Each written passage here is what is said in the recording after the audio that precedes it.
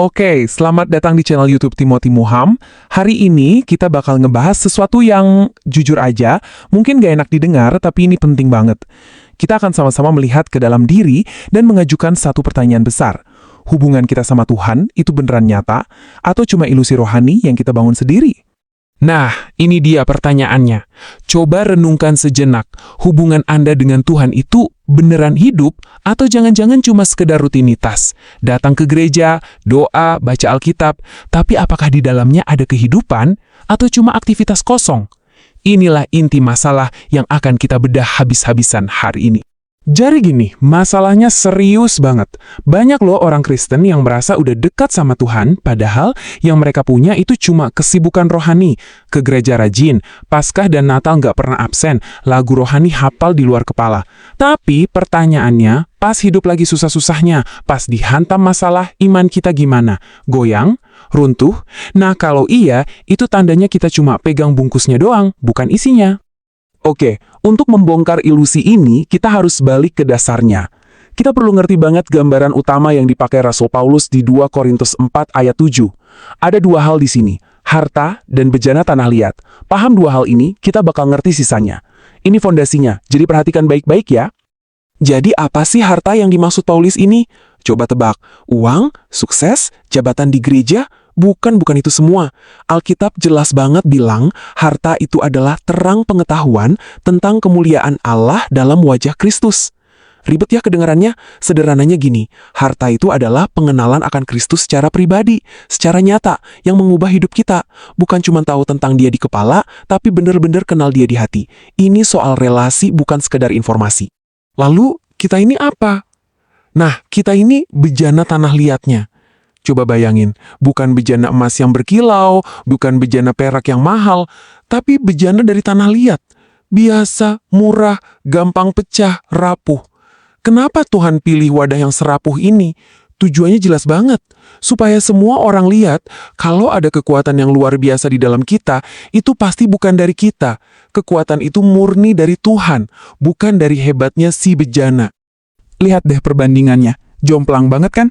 Di satu sisi, kita punya harta yang isinya terang Kristus, relasi yang hidup, kekuatan ilahi.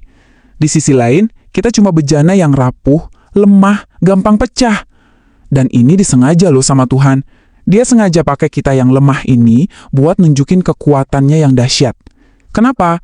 Supaya semua pujian, semua kemuliaan kembali ke Dia, bukan ke kita.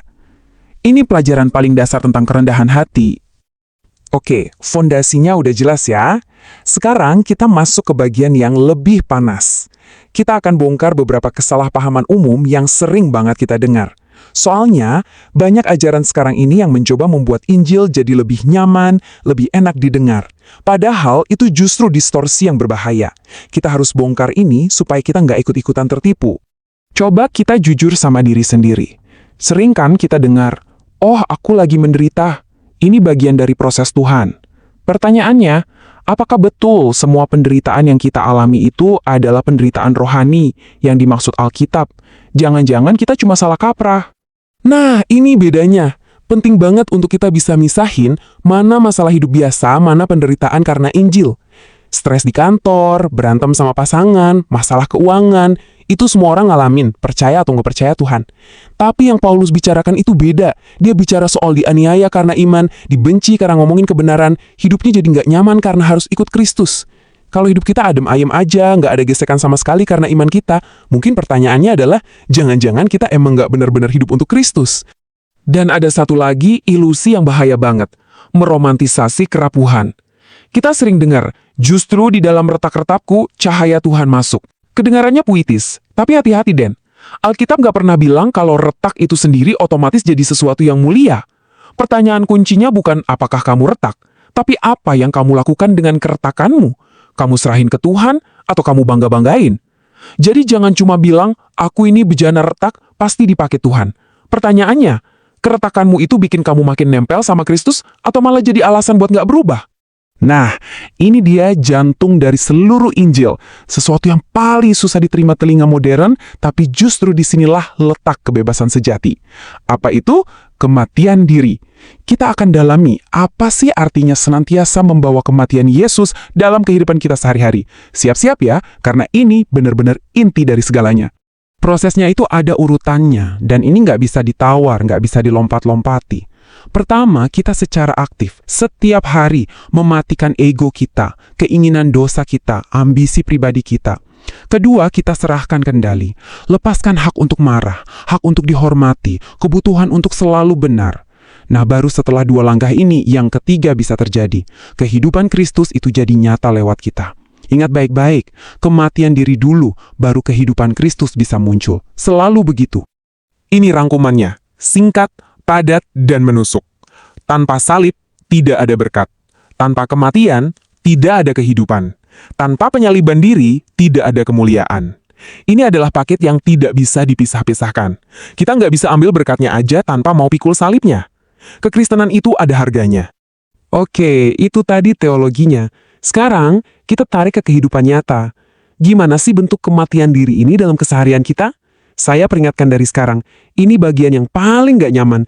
Tapi, kalau kita benar-benar mau relasi yang asli sama Tuhan, kita harus berani lihat ini. Jadi, di mana kematian ini harus terjadi? Pertama, di level pribadi. Ini soal mematikan ego kita, gengsi kita, topeng orang suci yang kita pakai. Kedua, di keluarga. Ini soal mematikan keinginan untuk ngontrol pasangan atau anak, mematikan kepahitan yang kita simpan, dan berhenti menuntut semua harus sesuai mau kita. Dan ketiga, di gereja. Ini kematian terhadap aktivitas agamawi yang cuma jadi kedok, berhenti sibuk pelayanan, tapi hati nggak pernah sungguh-sungguh bertobat. Penting banget untuk dimengerti, tujuan kekristenan itu bukan self-improvement, bukan bikin kita jadi versi diri kita yang lebih baik, lebih sabar, lebih rajin. Bukan, tujuannya adalah self-replacement, penggantian diri, di mana kita bisa bilang bareng Paulus, bukan lagi aku yang hidup, melainkan Kristus yang hidup di dalam aku. Bukan diperbaiki, tapi diganti. Kita sudah sampai di penghujung pembahasan. Saya akan tinggalkan Anda dengan satu kesimpulan akhir, sebuah kebenaran yang tajam, tanpa kompromi, tapi justru disitulah letak kebebasannya. Dengarkan ini baik-baik. Ini adalah kalimat penutup yang paling menusuk dari semua pembahasan kita.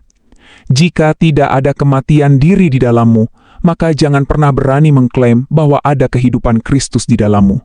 Biarkan kalimat ini jadi cermin buat kita semua. Mari kita periksa diri kita masing-masing dengan jujur di hadapan Tuhan. Nah, jika pengajaran ini memberkati Anda, jika ini membuka pemahaman Anda tentang firman Tuhan dan menantang Anda, jangan berhenti di sini. Saya undang Anda untuk subscribe ke channel YouTube Timothy Muham dan jangan lupa untuk aktifkan lonceng notifikasi supaya nggak ketinggalan pembahasan-pembahasan selanjutnya. Dan satu lagi, tolong bagikan video ini kepada orang-orang yang Anda tahu membutuhkan kebenaran firman Tuhan. Karena kebenaran firman Tuhan harus terus diberitakan agar semakin banyak orang keluar dari kebutaan rohani dan hidup dalam terang Kristus yang sejati.